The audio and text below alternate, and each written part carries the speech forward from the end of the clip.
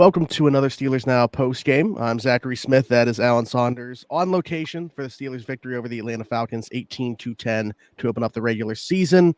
Alan, I don't know. Let's just jump right into it. Bigger picture stuff here. What did you see in this win for the Steelers, 18-10 over the Falcons?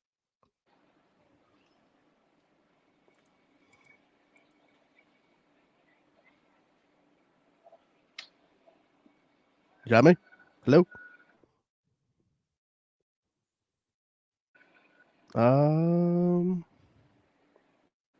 Might be having technical difficulties right from the jump. We were literally just talking right before we pressed record, and we were good. I think maybe. You got me? No? Yeah, there you are. I got you now. Can you hear me now? All right. I don't know what it was. We were just talking fine for 10 minutes. We might be I think that the Falcons are shooting down Allen's Wi-Fi or something right now. That's what's happening. They don't want us to discuss this football game. Terry said I can hear both of you. I hear some like noise every once in a while, but I think it's pretty clear that there's some type of connection issue. Can you hear me now? Hello? Yeah, I got you right now. Hello? All right. I think we're good. Are we good? I think so, yeah. Okay. If they were just waiting, maybe the Falcons were shooting down your Wi-Fi until we got some people in the chat. That's what it was. They wanted to wait until there was actually an audience in here to join. There you go. Before anything was discussed. Alan, I don't know if you heard me, but I said, just right off the bat, what were some takeaways that you had from this game? Like, obviously, you can't really give big picture in one game, but what were your main talking points out of this one? Well, let's hope this post-game video follows the same pattern as the Steelers. Started out very ugly. It looked about as bad as it can look at the very beginning. And then slowly but surely, I don't think it ever got to good, but it did eventually get to good enough. And I feel like given the circumstances, when your starting quarterback gets hurt the week before the game, you're going on the road, you're playing a team that has a new head coach, you've never seen any of their stuff on tape. I think the Steelers was very clear from the beginning were going to be very okay with good enough. And so good enough is what they got to. It was not pretty at the beginning. Nobody on this Steelers offense, I think, is putting any of this tape in their personal highlight reel.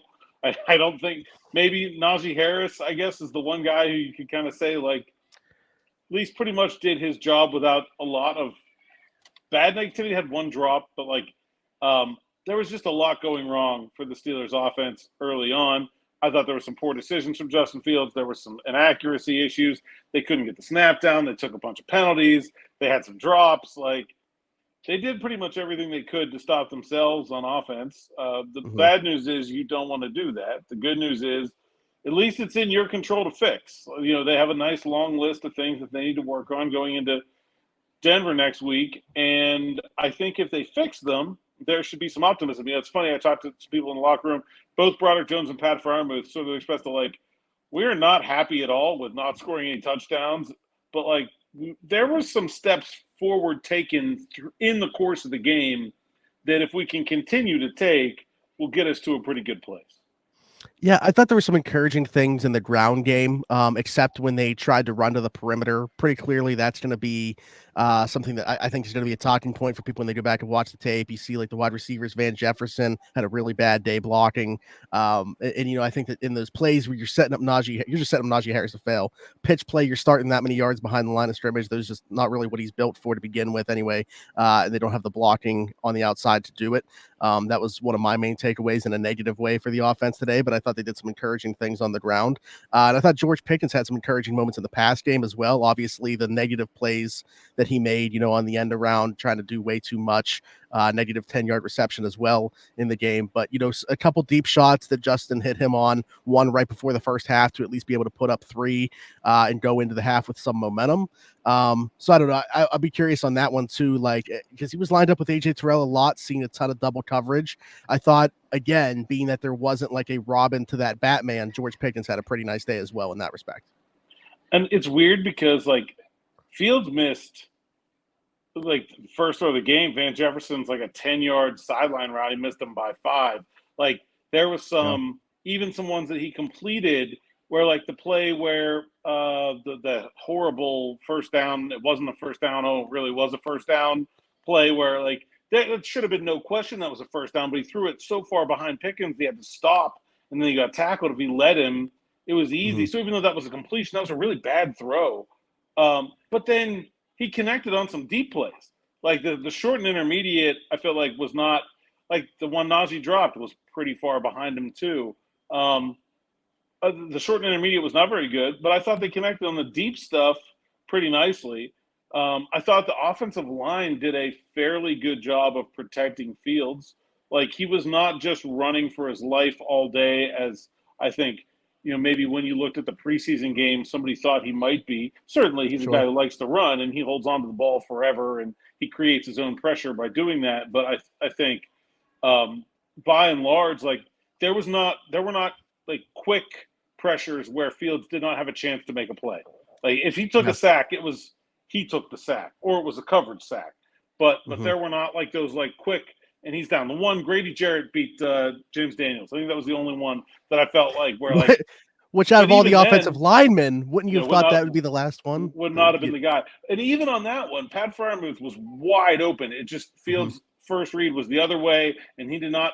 When he came back across, there was big Grady Jarrett in his face, and he didn't have time to look for it. But I thought the Steelers had guys open very regularly, which when we're talking about the wide receiver position, is a real question mark. Like, were they able to get guys open? Whether it was Pickens or anybody else, I thought there were like they were getting Michael Pruitt open. They were, there were more plays to be made. Like you look at that Justin Fields passing total, and it's like what he finished like 17 of 22 or something like that. Like it looks like he just took what was there, but like I think there was actually a lot more there. They just didn't execute very well as an offense in general.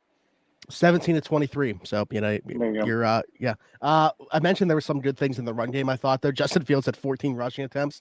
And I think some of the QB run stuff that they did honestly was the difference in this game for the offense, at least being able to do enough to win. I thought they really did a nice job with using the QB run and the regular runs and play action to set up some easy passes. Like they really got that defense moving forward in multiple directions. The stuff where Fields comes out the backside of the formation, like that, those are really hard to defend because you're already geared up for Najee. Now you have to worry about Fields running, and then he just dinks it over your head to a wide open tight end like that. Those are really hard to defend. And I feel like they did. I thought Arthur Smith called it a nice game. I don't think it was like inspiring. It's not like, oh my God, look at this offense. It's so great. I just feel like, I kind of made the same analogy on Twitter, but it's like, it was the kid's first day driving the car. Just as long as you don't crash it, you did a good job. Like they weren't out there turnovers trying, either. No. Right. They were not out there trying to like, we're going to have this awesome dynamic offense and score 50 points. They were like, just don't screw this one up and let's get out of here with good enough. And they eventually did that. Yeah. I want to flip the attention to the defensive side because I actually have a couple talking points from this side, other than what you maybe came away with from the defensive side. Because first things first, like I know it's just one game, don't want to overreact. More impressed than I thought I was going to be with this defense, even after just 1 week. I don't think I'm more impressed than I thought I was going to be, but I was expecting to be pretty freaking impressed, and I was. T.J. Watt was on another planet. I don't know how much of this they showed on TV, but like after every snap, he was like pumping the Steelers fans in the crowd up. Yeah, they showed. Yeah.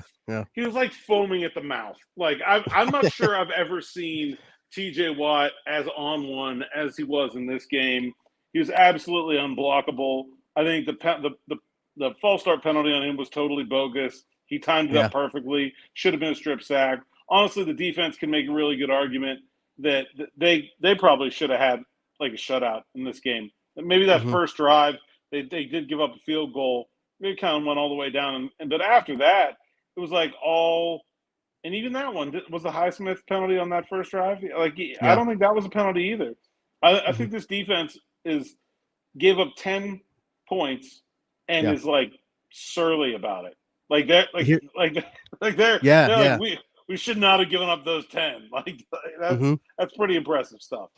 Why I say what I did about being even more impressed was, while I expected them to be very good, the early return on investment from the new guys on the back end of the secondary, getting a pick from Dante Jackson and Deshaun Elliott, which, by the way, we're off to a good start here with my bold prediction for Deshaun Elliott, 1 game through, 1 interception. But the ball production from the new guys so early is why I said what I said. And the other part of that too, right, is, and I'm not trying to take away from the Steelers defense when I say this, but also something that we had talked about is like, what is Kirk Cousins even going to look like? And I don't think he was very good in this football game. No, they were in his face the whole game, and he didn't handle it very well. And you knew they were going to be able to get into his face. And I didn't think he was going to handle it very well. It was really fun. Like, Deshaun Elliott's a really funny guy, and I was talking to him in the locker room, and he was like, "Yeah, man, we had to prove we're Pittsburgh Steelers. Like, you got Hall of Famers in this room. You know they're going to get theirs. Like, it's like a race to the football in the secondary. Like, you know when it's coming. Like, you got to find a way to get yours." And so it was really cool to see him and Jackson. Also, just to toot my own horn a little bit, I'm pretty sure I've been talking about those guys, since like maybe April, as being like way, way better than expected additions. Man, I thought Elliott was so good today. Jackson obviously dropped the first one, gets a second chance, and makes a huge play. Not only the interception, but the return was impressive for that one. So I think this defense,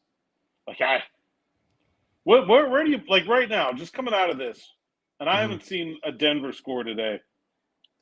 How many points do you think they give up next week? Where are you putting that line? I've watched a little bit of the Denver game out of curiosity. So they're up 8-3 on Seattle right now. Bo Nix 8 for 15 for 22 yards in an interception right now in that game against Seattle. Eight feels like too many.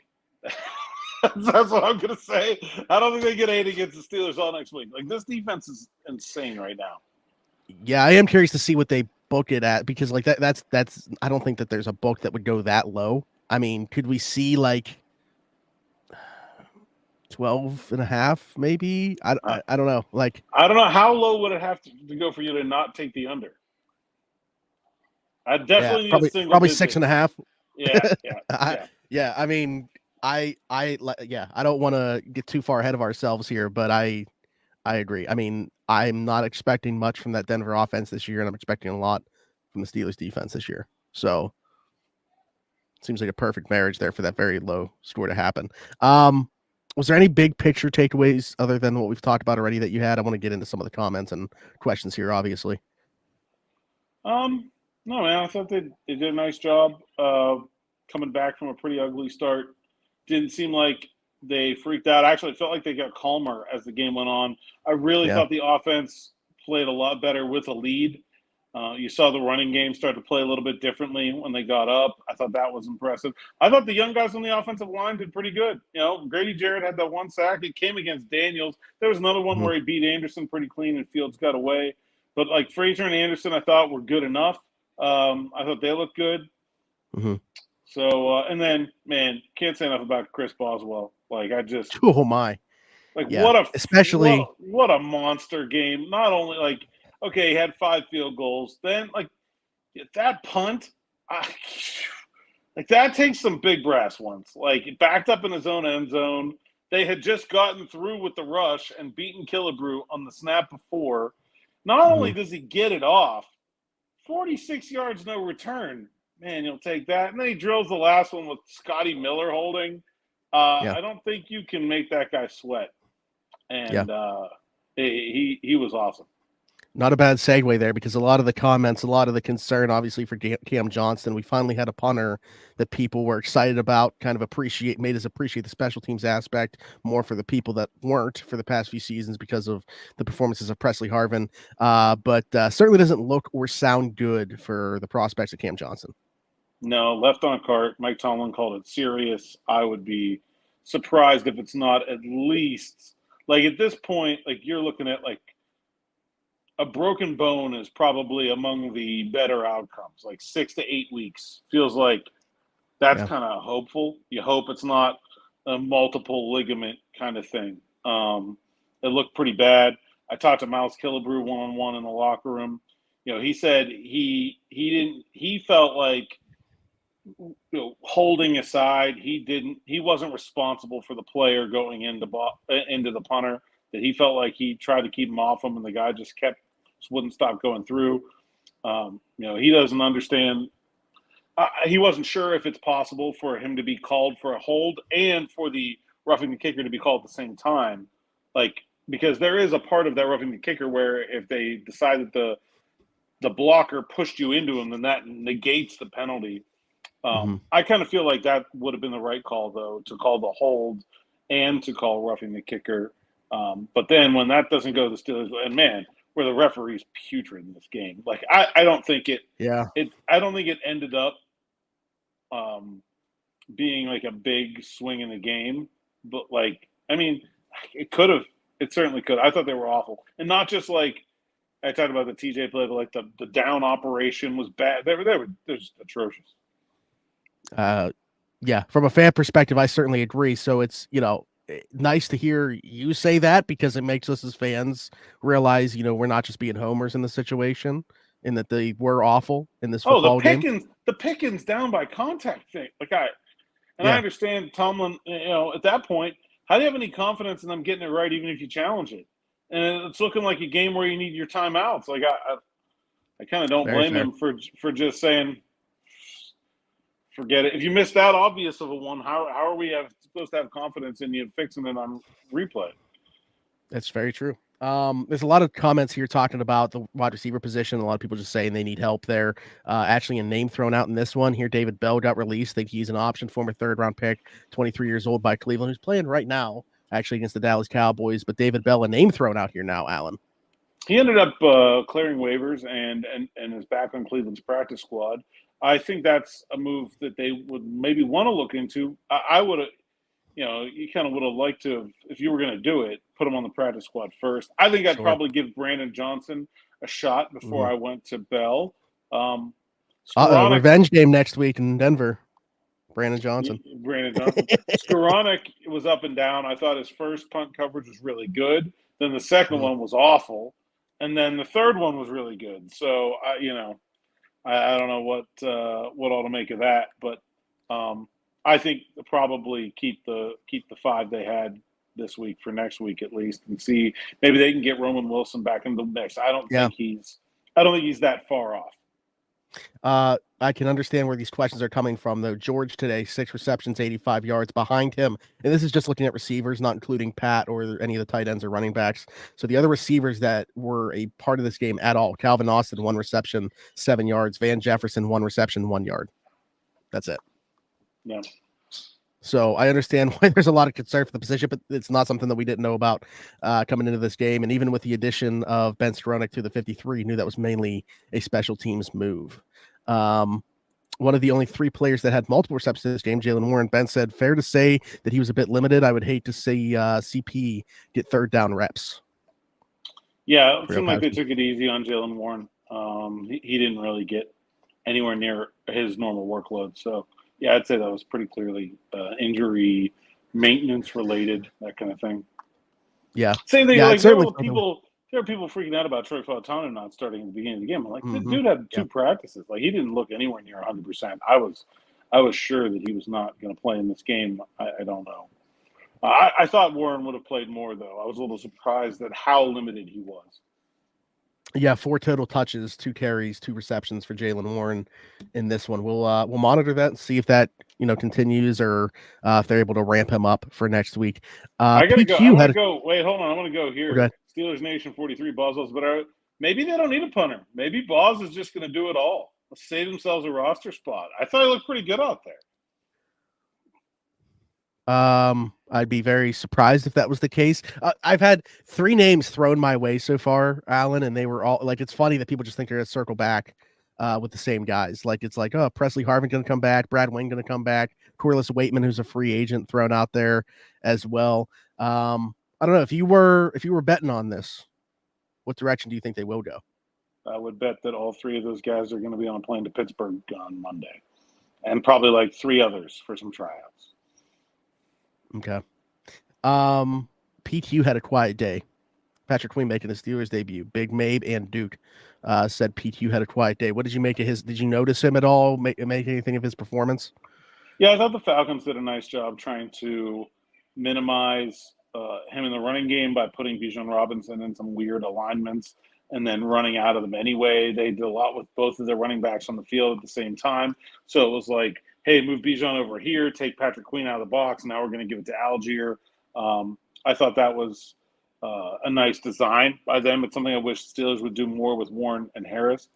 And yeah, I'm not worried about Patrick Queen. I think he's a pretty darn good player. Yeah. Absolutely. When the defense plays as well as they did as a unit and communication looks as strong as it did, I think he's a big part of that as well. So while it might not, pop up on the box score in week 1, like you said, I'm not worried about him eventually making a ton of splash plays for this defense. Sticking with the linebacker talk, an underrated play in this game, Peyton Wilson, that tackle that he made on that first drive to be able to hold Atlanta to 3 to get off that block. Grayson said Wilson 41 made some great tackles. Beanie saved a touchdown. Beanie saved a touchdown. Which one was that? No, you got that one the other way. Beanie caused the touchdown. Anyway, contributions from early young guns was impressive. Is the finishing thought that Grayson had there. What did you make of the performance of those guys? I didn't really notice Beanie until, which is not a bad thing for a rookie corner, until that last drive. He tackled Ray in bounds, made sure he wasn't able to get out, and then obviously 2 plays later, the game's over. Peyton Wilson, like I said, the big one was on that first drive, being able to hold them to 3 because of the tackle that he made on Bijan in space. Yeah, I thought Peyton was okay. I thought Beanie gave up the touchdown. Was Kyle Pitts got him behind him. He didn't play a lot. They played a lot of base defense. I thought they really were trying to protect him. But yeah, I think there's some things to build on from the young guys on the defense. But man, you really got to be picking and hunting to find any negative with the defense at all. This is an interesting thing. What do we think about Fields starting next week, even if Russ is okay to go? I asked you last week if you thought it was a possibility, and I'm by no means saying that Justin played to the level that I thought that he would have to make this a conversation, but I asked you last week what you would think if Justin played so well that we ended up really never even seeing Russ and making that a conversation. But Luke here says, what do you guys think about Fields starting next week, even if Russ is okay to go? I guess there was a possibility that he would just come in and be so good that he'd never give the job back, but I don't think he was there. I think whether Russ plays next week will be mostly about Russ's health, and I don't see this performance from Fields being some kind of coronation. I thought it was pretty average. Got the job done, but I didn't talk to him after the game, but I highly doubt he's down there feeling really good about that. It was not what you'd call a clean offense by any stretch of the imagination. There's a lot of work to do there. Now, this thing with Russ could be multiple weeks. It was 3 weeks from the first injury until he first played in a preseason game. If it's another 3 weeks, Fields is going to get a longer run here to see what he can do. But I didn't think anything I saw today would make Mike Tomlin go change the pecking order if everyone was healthy. Yeah, Mark says, get healthy, Russ, please. So Mark does not like what he saw from Justin, apparently, and wants Russ back there. I didn't think it was awful. It was not. It was kind of pretty much what I expected. You got to find some ways to clean up the negatives, the snaps. That's such a day one thing. I know they've had turnover there. Frazier is new and Fields comes in late, but that level of that kind of stuff at this point in the season, you should have that cleaned up by now. So. I don't know. I think it'll probably be Russ when he's healthy, but I would not surprise me if you see Justin Fields start next week. I agree. Yeah, I think too. He kind of got away. That was a good point about the snaps and stuff, because I was thinking we talked about the fact he didn't turn the football over, which is numero uno for this offense. That's what you don't do, and he didn't do that. So from that standpoint, took care of the football. But there were certainly a couple that he could have given away that luckily he didn't. Yeah.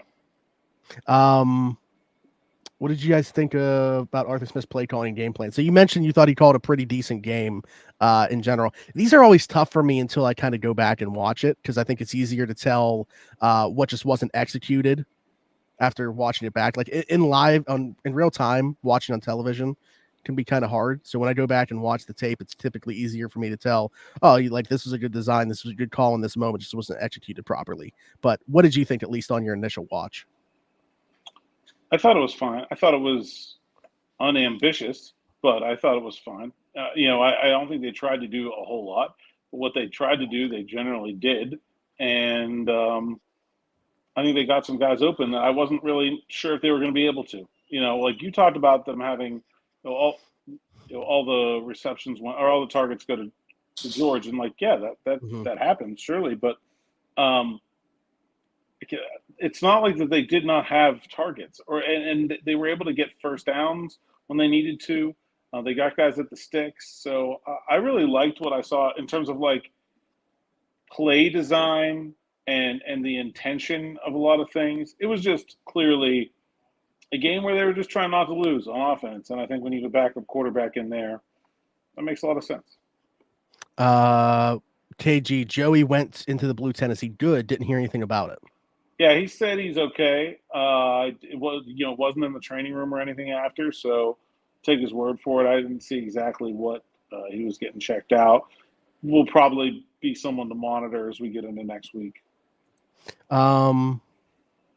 Yeah, was there anything else, Alan? Because I know you talked to some guys. You weren't around for Tom, and obviously because you were in the locker room talking to guys. Did you take anything away from those conversations? I'm trying to think here. I think it pretty well characterized. Just a lot of excitement from Deshaun Elliott and Dante Jackson about their role in this defense, about how good they think it can be. The pass rush's ability. Everybody was piling on TJ and then a lot of guys really excited about Chris Boswell. And I think the offense is a little frustrated. I think they feel like they left a lot of points on the board. They can do a lot better. But, you want to have those days when you win anyway. And talked to Pat Freiermuth a little bit about his contract. I know, obviously, if you haven't, go check out the Saturday Sit Down over on the Around 412 channel with you and him. But he said it was good that it got done. It was a load off, but also, it happens on Friday afternoon. Teams leaving for a road game on Saturday. Wasn't a whole lot of time for celebrating. So now with this win, he feels like, okay, like there's a couple soda pops in Pat Freiermuth's evening tonight, I think, and probably well deserved. Yeah, absolutely. The last thing I wanted to ask you about before we get out of here, Alan, was just your takeaway about the way that we know how well Steelers Nation travels, and we've been to Atlanta a couple times recently anyway. But I mean, that has to just be something that I feel like if I every time that I went to a road game and saw that, it would still not surprise me, but like no, it blows me like, away. Oh, wow. It just I know it's coming, and it still blows me away when I come out of the elevator and I open up into the tunnel, and it's just all black and gold. Now we're on the Pittsburgh side here, so there's definitely more Steelers fans over here than there are across the way. But just an unbelievable showing from Steelers Nation. I mean, this side of the field was definitely 3/4 Steelers fans. The other side a lot less, and it was loud in here, loud every time something good happened for the Steelers. I mean, loud. TJ getting the crowd going on defense.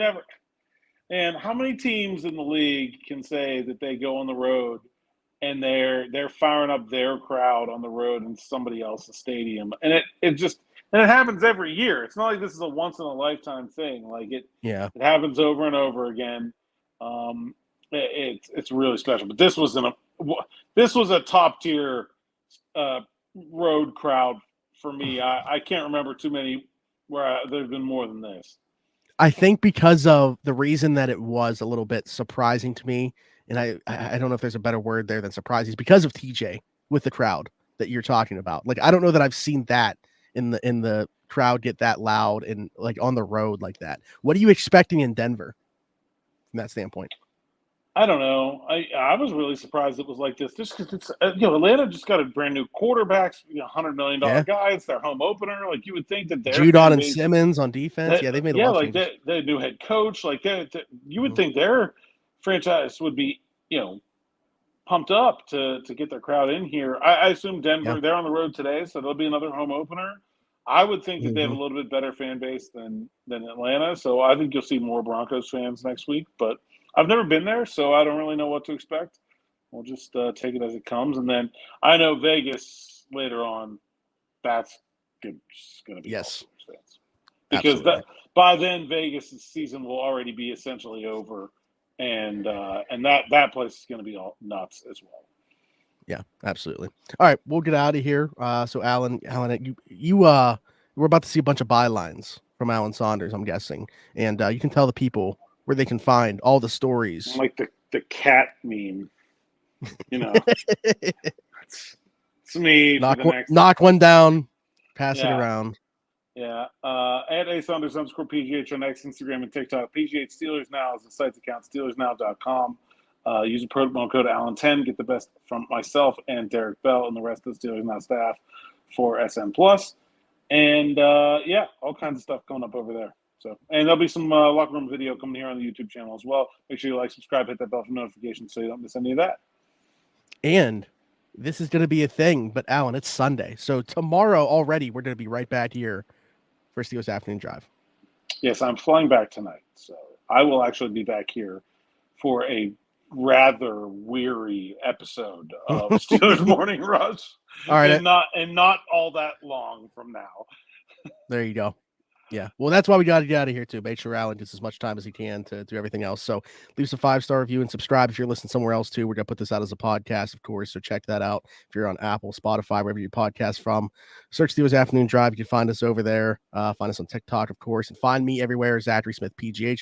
Appreciate you guys for tapping in with us. Going to be doing these after every game. So we'll see you next time. Until then, for Alan Saunders, for Zachary Smith, we'll talk to you next time.